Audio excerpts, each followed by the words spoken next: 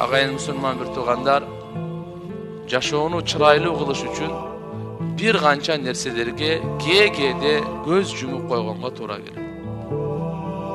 Анча-мынча сөздөргө, анча-мынча кишилерге, анча-мынча иштерге, анча-мынча окуяларга кээде көз жумуп коюп эле унутуп койсок, Кудай кааласа жашообуз кооз болуп чырайлуу болот.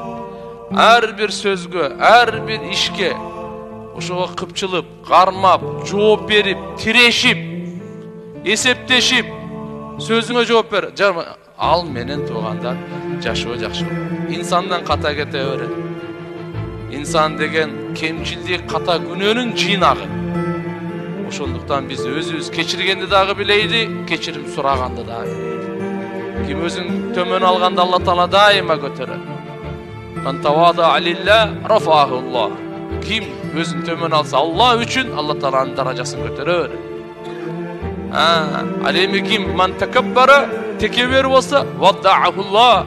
Алла Тааланы кайра төмөнгө түшүрөт. Демек туугандар, жашоодо сабырдуулук деген күчтөн башка чоң күчтүү жок.